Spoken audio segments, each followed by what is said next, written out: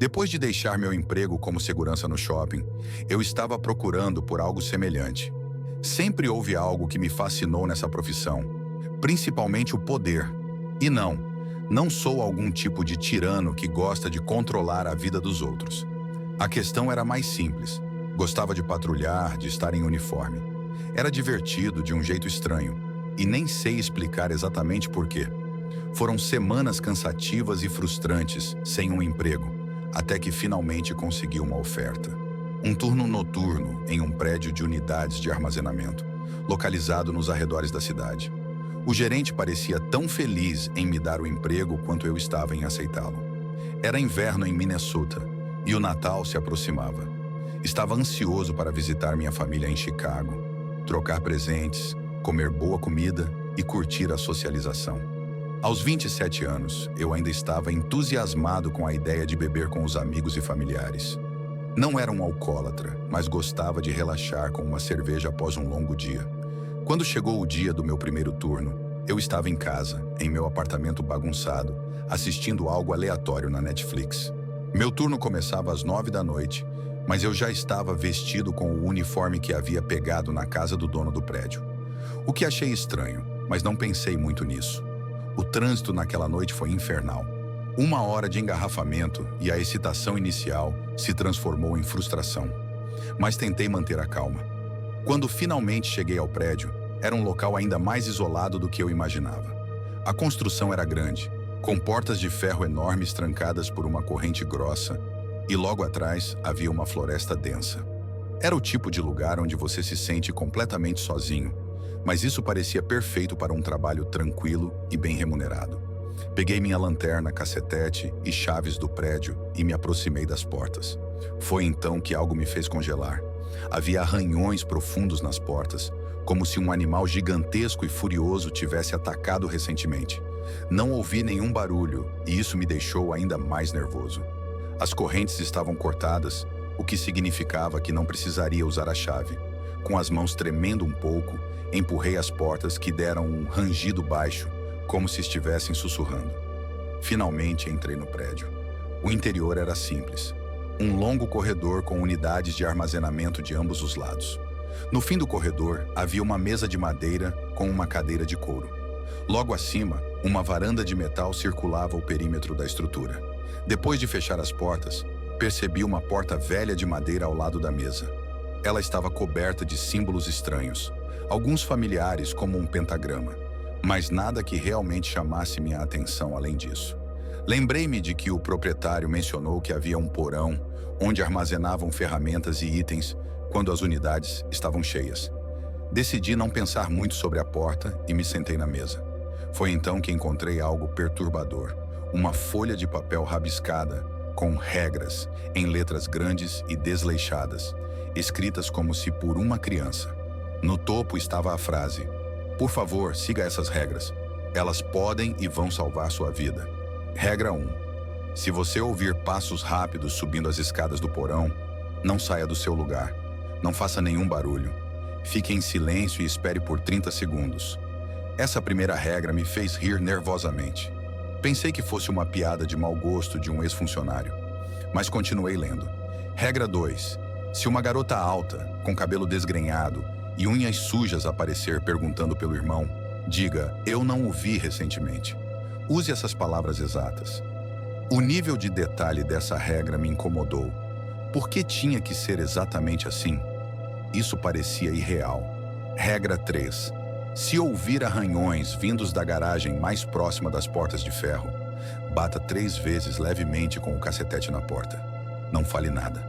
Ele não gosta de sons. Essa me deu arrepios. Ele? Quem era ele? E por que os arranhões seriam algo normal por aqui? Regra 4. À meia-noite, você ouvirá o choro de uma criança vindo da floresta. Não investigue, por mais humano que pareça. Essa era especialmente desconfortável.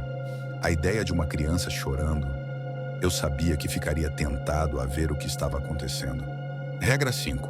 Se olhar pela janela e vir um homem com um terno rasgado, pele deformada e olhos negros sem vida, sorria de volta e acene. Depois disso, vire-se e ignore-o, mesmo que ele bata no vidro. Essa foi a mais assustadora de todas.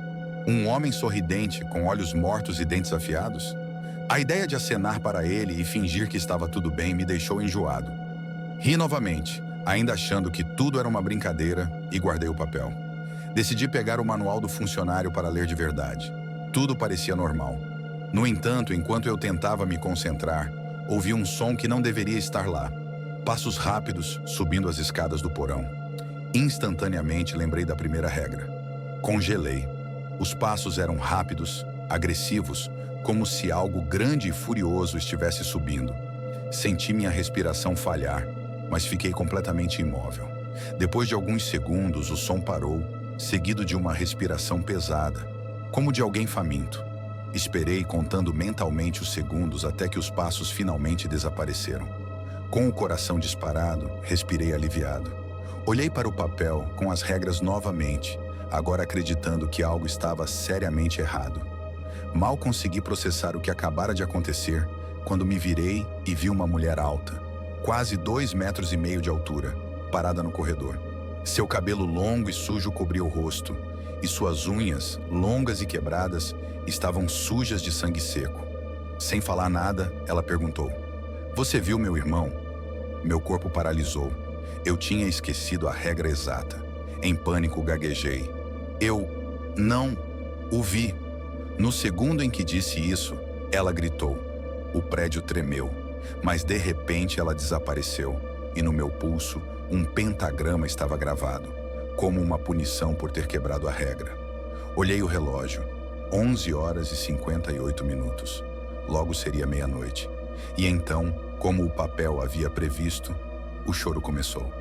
O choro da criança ecoava pela sala, como um sussurro triste e agoniado. Meu coração acelerou, mas minha mente estava em alerta, lembrando da regra 4. Não investigue, por mais humano que pareça. Eu lutei contra o impulso natural de ir até a porta, a curiosidade e o instinto de proteção me consumindo. O som era tão real, tão doloroso, que tudo dentro de mim gritava para ajudar. Mas eu sabia que isso seria um erro fatal. Decidi me concentrar em qualquer coisa que pudesse desviar minha atenção do choro. Abri o manual novamente e tentei ler, mas as palavras não faziam sentido. O som parecia mais alto, como se a criança estivesse se aproximando. Meus olhos saltaram para a janela, com medo do que eu pudesse ver. Não havia nada lá fora, exceto a escuridão, mas isso não me confortava. Fechei os olhos por um momento, tentando respirar fundo e me acalmar, quando ouvi algo ainda mais perturbador. 3 batidas suaves na porta de ferro, logo na entrada. Meu sangue gelou. Regra 3. Se ouvir arranhões vindos da garagem mais próxima das portas de ferro, bata 3 vezes levemente com o cacetete na porta. Não fale nada. Ele não gosta de sons. Me levantei devagar, tentando não fazer barulho. O som das batidas continuava, constantes e metódicas. Peguei o cacetete que estava apoiado na mesa e, com a mão trêmula, me aproximei da porta. Assim que cheguei perto, ouvi arranhões, longos e profundos, exatamente como descrito. Minha garganta estava seca e senti que estava a um passo de um ataque de pânico. Com o cacetete firme na mão, bati suavemente 3 vezes na porta, como instruído. O som dos arranhões cessou imediatamente. O silêncio que se seguiu foi ainda mais perturbador, como se a própria noite estivesse prendendo a respiração. Fiquei parado por alguns minutos, esperando qualquer outro som, mas nada aconteceu. Finalmente me virei e voltei para a mesa. Antes que eu pudesse me sentar, algo do lado de fora da janela chamou minha atenção. Meus olhos se fixaram em uma figura alta, vestida em um terno rasgado. Regra 5. Se olhar pela janela e vir um homem com um terno rasgado, pele deformada e olhos negros sem vida, sorria de volta e acene. Ele estava lá, exatamente como descrito. Sua pele parecia desintegrada, como se tivesse sido corroída por ácido. Seu sorriso era amplo e antinatural, mostrando dentes afiados e pontudos. E seus olhos, completamente negros, sem vida, como 2 buracos vazios. Senti a bile subir na minha garganta, mas forcei um sorriso, mesmo que cada célula do meu corpo gritasse para correr. Lentamente, levantei a mão e acenei para ele, com um sorriso ainda congelado no meu rosto. O homem sorriu ainda mais, seus dentes se alargando de forma grotesca.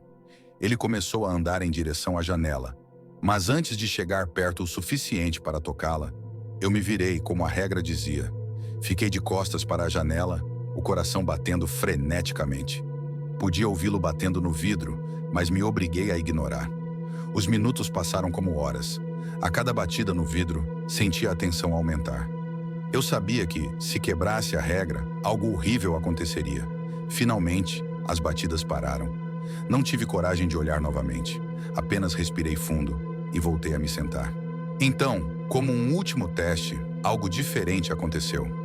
A porta de madeira ao lado da mesa se abriu com um rangido. Era o porão. Eu sabia que não havia nenhuma regra específica sobre o porão em si, mas tudo dentro de mim dizia que eu não deveria descer. Ouvi um som baixo, como se alguém estivesse lá embaixo, andando devagar, arrastando os pés no chão.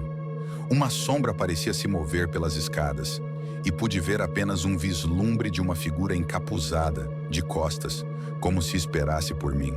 Com o suor escorrendo pela testa, me levantei. Eu não tinha escolha. O porão estava ali, me chamando. Engoli em seco e me aproximei, cada passo aumentando o medo que sentia. Quando estava perto da escada, a figura parou de se mover.